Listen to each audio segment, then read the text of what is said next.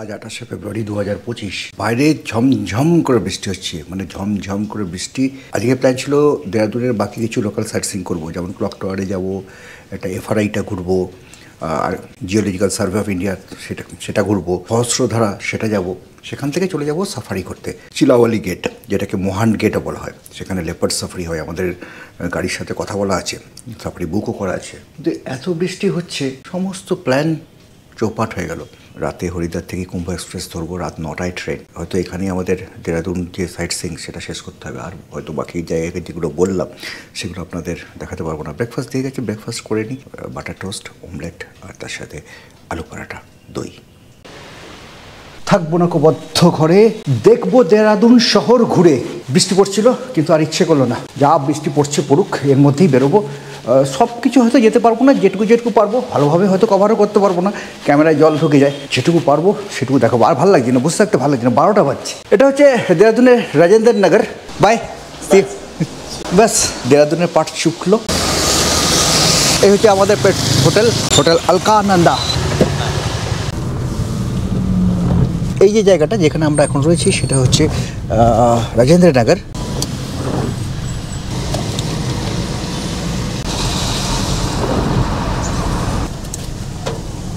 দেরাদুন শহর থেকে মাত্র 5 কিলোমিটার দূরে, এই চক্রাতা রোডের উপরে এশিয়ার একমাত্র ফরেস্ট রিসার্চ ইনস্টিটিউট, এফআরআই। আমরা এখন সেখানে এসে হাজির হয়েছি। এখানে ওই ভেতরে গাড়ি নিয়ে যাওয়ার জন্য টিকিট কাটতে হয়, 40 টাকা গাড়ির জন্য। আর যদি হেঁটে হেঁটে যান তাহলে 15 টাকা করে। কিন্তু এই বৃষ্টি পড়ছে, হাঁটবো না, গাড়িটা নিয়ে যাব। হ্যালো, হ্যাঁ ভাই। জঙ্গল থেকে পাওয়া বিভিন্ন উপজাত দ্রব্য, সেই নিয়ে অনবরত গবেষণা করে চলেছেন এখানকার বিজ্ঞানীরা। পার হেড এখানে এন্ট্রি ফি হচ্ছে 15 টাকা করে, আমাদের গাড়ি তার 40 টাকা, আর এই ভিডিও ক্যামেরা করছি তার জন্য দিতে হয়েছে 150 টাকা। সব মিলিয়ে আমাদের পড়লো 220 টাকা। এশিয়াতে এই ধরনের ইনস্টিটিউট আর কিন্তু নেই। গেট নাম্বার এখানে রাস্তাগুলোর আলাদা আলাদা নাম আছে। আমাদের বাঁদিকে হচ্ছে ট্রুপ রোড, আর এই যে রাস্তা দিয়ে আমরা ঢুকছি এটা হচ্ছে ম্যাসন রোড। বাহ, বিল্ডিংটা কি সুন্দর। এই হচ্ছে পার্কিং। এই পার্কিংয়ে এসে এই দেখুন, এখানে লেখা রয়েছে টিকিট কাউন্টার। এই দিকে হচ্ছে টিকিট কাউন্টার। এই টিকিট কাউন্টার 9:30 থেকে 5টা পর্যন্ত খোলা থাকে। মিউজিয়াম 9:30 থেকে 5:30 পর্যন্ত খোলা থাকে। 1টা থেকে 1:30 লাঞ্চ ব্রেক। টিকিট হচ্ছে বড়দের 60 টাকা, ছোটোদের 15 টাকা। এটা হচ্ছে এখানকার একটা গাইড ম্যাপ, এটা দেখে নেবেন। এটা দেখে নিলে আপনাদের এখানটা ঘুরে বেড়াতে সুবিধা হবে। এখানে মোট 6টা মিউজিয়াম আছে, এবং এই যে বিভিন্ন ব্লকগুলো আছে, এক একটা ব্লকে এক এক জায়গায় এক একটা মিউজিয়াম। এই যেখানে টিকিট কাউন্টারে টিকিট কাটলাম ক্যান্টিনের পাশে, সেখান থেকে এদিকে গেলে 5 এবং 6 নম্বর মিউজিয়াম। এই হচ্ছে ফরেস্ট প্যাথোলজি মিউজিয়াম।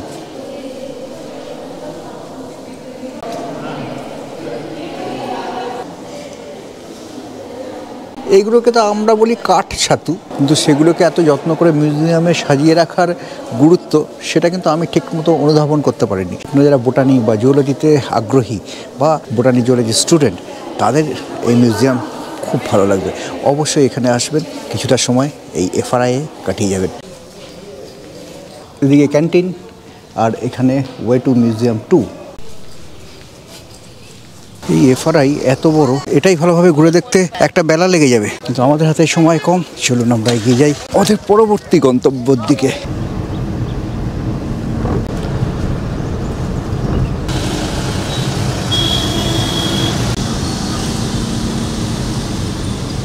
যেটা না দেখালে দেরাদুন শহর দেখানো অসম্পূর্ণ থেকে যায়, সেটা হচ্ছে দেরাদুনের এই ক্লক টাওয়ার।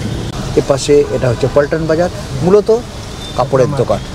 এই রাস্তা এখান দিয়ে চলে যাচ্ছে সোজা মসৌরির দিকে, আর আমরা এখন এখান থেকে চলে যাব মোহান গেট, মানে চিলাওয়ালি গেটের দিকে। এই রাস্তা চলে যাচ্ছে সাহারানপুরের দিকে। এই রাস্তা ধরেই এখন আমরা চলে যাব মোহান গেটের দিকে, যার আরেক নাম চিলাওয়ালি গেট। দেরাদুন শহরটা দেখানো একটু অসম্পূর্ণ থেকে গেল, কি বলুন? আমার তো সেটাই মনে হচ্ছে। তাহলে আরেকবার আসতে হবে দেরাদুনে, আপনাদের নিয়ে আবার আসবো এই দেরাদুনে। ওইদিকে চলে গেল দেরাদুনের কোর্ট, আর এই গান্ধী রোড ধরে আমরা এখন এগিয়ে চলেছি মোহান গেটের দিকে। এই দেখুন সামনে বোর্ডে ডিরেকশন দেওয়া আছে। এ পাশে হচ্ছে এয়ারপোর্ট আর হরিদ্বার যাওয়ার রাস্তা, আর এদিকে হচ্ছে দিল্লি আর সাহারানপুর যাওয়ার রাস্তা। এখানে রাস্তায় কিন্তু ভালো জ্যাম রয়েছে, কিন্তু একটা ভালো খবরও আছে, সেটা হচ্ছে যে একটু রোদ বেরিয়েছে। এই যে রাস্তা, এটা হচ্ছে দেরাদুন রেলওয়ে স্টেশন। আজকে আমাদের ফেরার ট্রেন এখান থেকেই।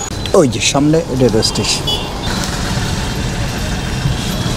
এই দেরাদুন শহর থেকে রাজাজি ন্যাশনাল পার্কের মহান্ড গেট, সেখান পর্যন্ত দূরত্ব প্রায় 21 কিলোমিটার, 21-22 কিলোমিটার। সময় লাগবে 35 থেকে 40 মিনিট।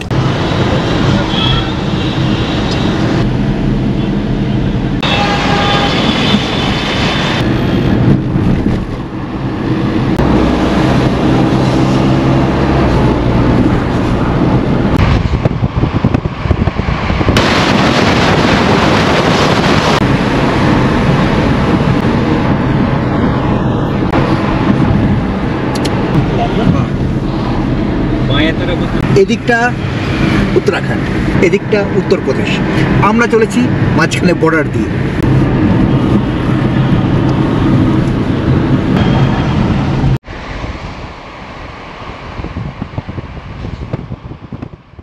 আমরা পৌঁছে গেছি রাজাজি ন্যাশনাল পার্কের চিলাওয়ালি সাফারি গেটে। এই চিলাওয়ালি গেটের আরেক নাম মোহান গেট। এখানে আমাদের পারমিটগুলো প্রথমে দেখাতে হবে। এই পারমিট আমাদের দুজনের লেগেছে 550 টাকা। আমি সব ডিটেলসগুলো দিয়ে দেবো।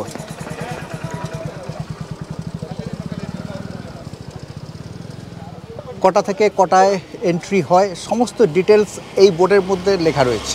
এখানে আমাদের একটা জিপসি নিতে হবে। জিপসির ভাড়া হচ্ছে 2400 টাকা। চক্রবর্তী রাজা গোপালাচারী, তার নামই এই ন্যাশনাল পার্কের নাম রাজাজি ন্যাশনাল পার্ক। এখানে সাফারি করার জন্য যে পারমিট, সেটা দেওয়া হয় অনলাইনে। যে ওয়েবসাইট থেকে দেওয়া হয় তার লিঙ্ক আমি নিচে ডেসক্রিপশন বক্সে দিয়ে দিলাম।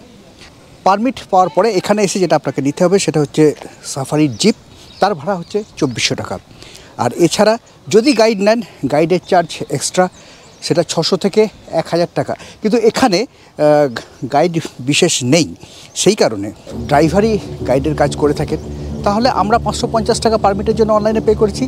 বাকি 2400 টাকা আমরা ড্রাইভারকে দিয়ে দেবো। ড্রাইভারকে ক্যাশও দিতে পারেন, ড্রাইভারদের অনলাইনেও পে করতে পারেন।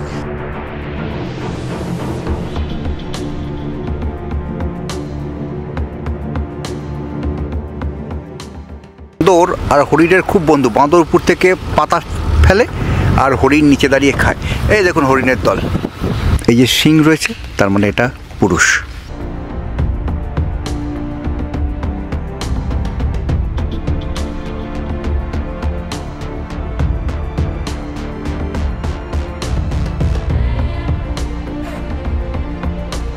সোমবার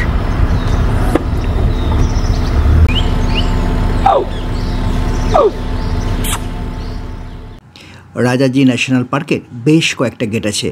চিল্লা gate, Ranipur gate, Motichur gate, 84 Kutiya gate, Mohand gate ইত্যাদি। এর মধ্যে ঋষিকেশের 84 কুটিয়া গেটে কোনো সাফারি হয় না।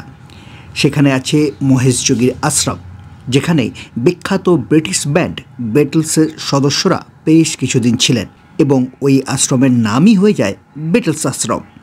ঋষিকেশ পর্বে সেই বেটলস আশ্রম আপনাদের ঘুরিয়ে দেখিয়েছি। এছাড়া হরিদ্বারের কাছে চিল্লা গেটের জিপ সাফারির ভিডিও আপনাদের দেখিয়েছি। সেই ভিডিওর লিঙ্ক উপরে আই বাটনে এবং নিচে ডেসক্রিপশন বক্সে দিয়ে দিলাম।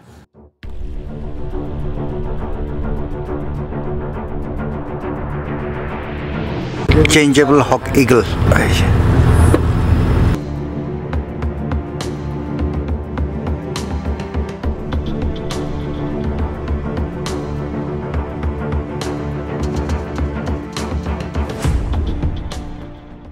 একটা নীলগাই, ফিমেল নীলগাই।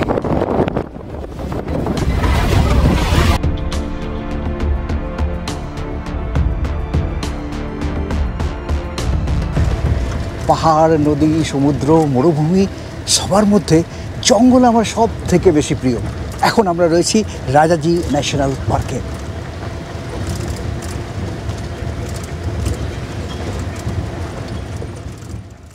সামনে কয়েকটা জিপ দাঁড়িয়ে আছে, আমরাও গিয়ে ওখানে দাঁড়ালাম। এখানে একটা ছোট জলাশয় আছে, চিতাবাঘ প্রায় এখানে জল খেতে আসে। কিন্তু কাল সারা রাত এবং আজ সকালেও বৃষ্টি হয়েছে, তাই চিতাবাঘের জলের তেষ্টা খুব একটা আছে বলে তো মনে হয় না। আমরা বেশ কিছুক্ষণ অপেক্ষা করে আবার এগিয়ে চললাম।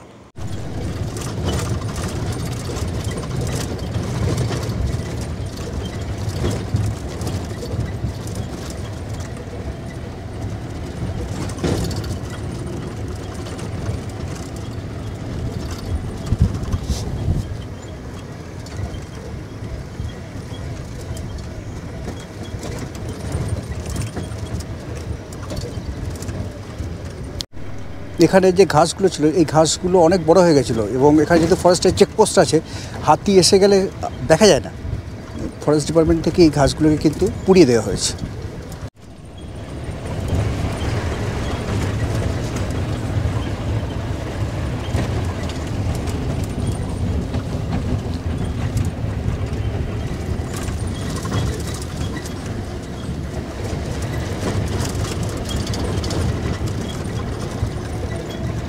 পাশের আরও একটা জলাশয়ে আমরা কিছুক্ষণ অপেক্ষা করলাম। এই জায়গাগুলোতে লেপার্ড প্রায় জল খেতে আসে, তবে আমরা কিছু দেখতে পেলাম না।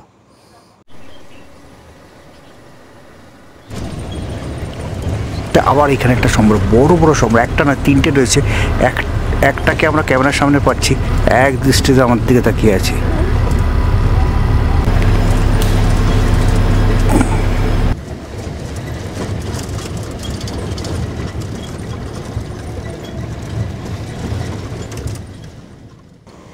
জঙ্গলের প্রতিটা বাঘ তাদের এরিয়া মার্কিং করে ইউরিন করে, মানে হিসি করে, কিন্তু বৃষ্টি হওয়াতে সেই এরিয়া মার্কিং সব নষ্ট হয়ে গেছে।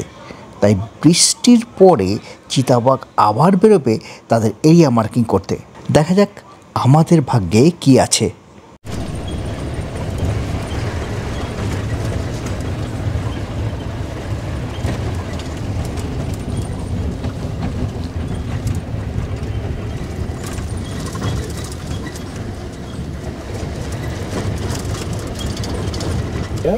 और क्या चाहिए? इसलिए तो बोला मोमेंटो सबका था उसका कोई और नहीं कॉल। Pied hornbill.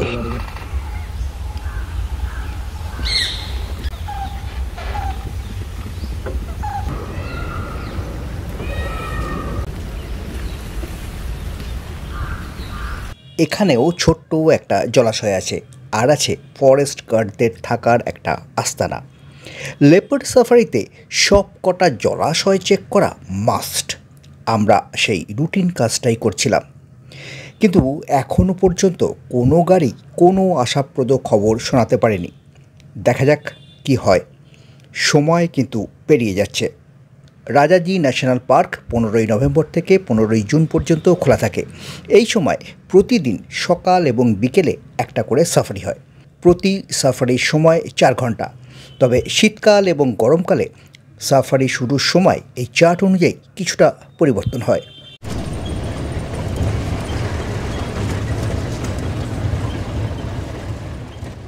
আমরা যেহেতু রাজাজি ন্যাশনাল পার্কের চিলাওয়ালি গেট বা মোহান গেটে লেপার্ড সাফারি করছি, তাই আমাদের গাড়ির ড্রাইভার কাম গাইড ফারিদ গাড়িটা সেখানেই দাঁড় করাচ্ছিল যেখানে লেপার্ড সাধারণত দেখা যায় বা লেপার্ডদের পছন্দের জায়গা। কিন্তু আমরা এই চিলাওয়ালি রেঞ্জে প্রথমবার সাফারি করছি, তাই ফারিদকে আমরা অনুরোধ করলাম, চিতাবাঘ দেখা সেটা তো আমাদের মুখ্য উদ্দেশ্য বটেই, কিন্তু আমরা পুরো জঙ্গলটা দেখতে চাই।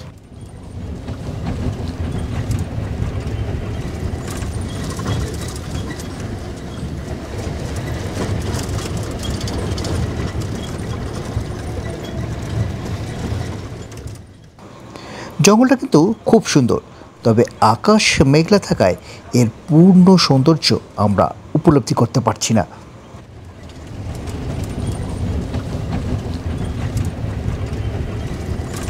দেখুন, সাদা সাদা বোল্ডার দেওয়া রয়েছে রাস্তার পাশে। এই বোল্ডারের ওপাশে যাওয়ার কিন্তু নিয়ম নেই।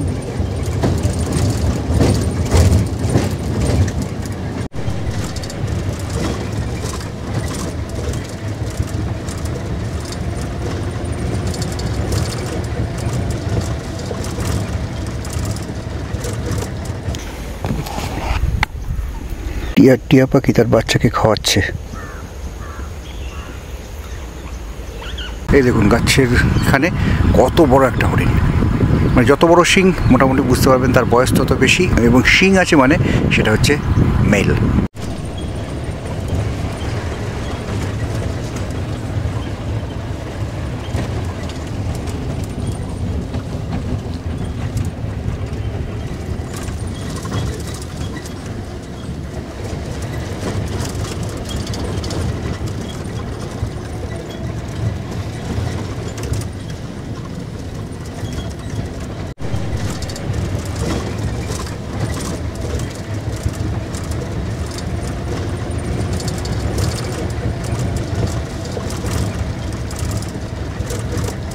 ফরিদ আমাদের গাড়িটা সোজা নিয়ে এসে ফরেস্ট অফিসের লক আপের সামনে দাঁড় করিয়ে দিল। জঙ্গলের চোরাচালানকারীদের এই লক আপেই বন্দি রাখা হয়। ঘড়িতে সময় 3:22। এখানে 5 মিনিট ছবি তোলার জন্য দাঁড়িয়ে আমরা এগিয়ে চললাম জঙ্গলের শেষ প্রান্তের দিকে, মানে সাফারি জিপের যেই পর্যন্ত যাবার অনুমতি আছে। ফরিদ জানালো সেখানে একটা ওয়াচ টাওয়ার আছে।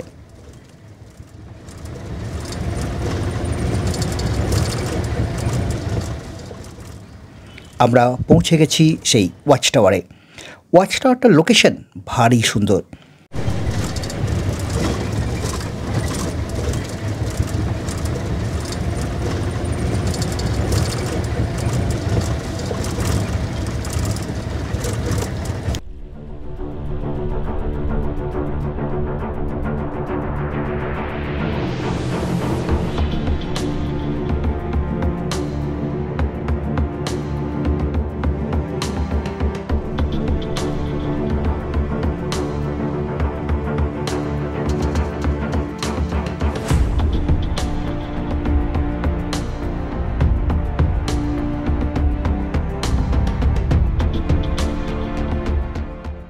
কিন্তু সবে ওয়াচ টাওয়ারের উপরতলায় উঠেছি, ফরিদ জানালো মোবাইলে খবর এসেছে লেপার্ড দেখা গেছে।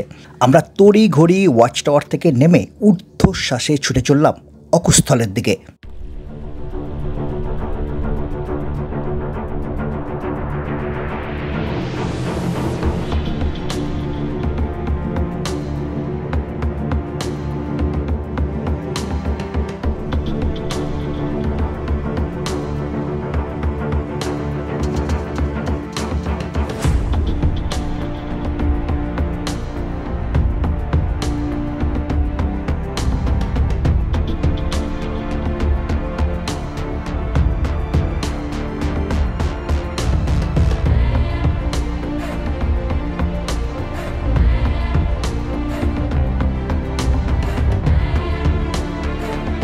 এই দেখুন এই যে লেপার্ড চলছে, এই যে এই যে এই যে एक बार दूरबीन लो लो सर देख लो आराम से देख। এই যে লেপার্ড। वो नदी में जा रहे हो?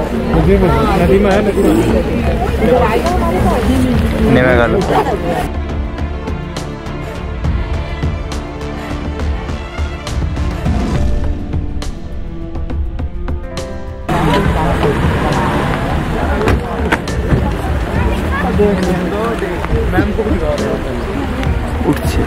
উঠছে ওই যে লেপার্ডটা দেখা যাচ্ছে আস্তে আস্তে হাঁটছে।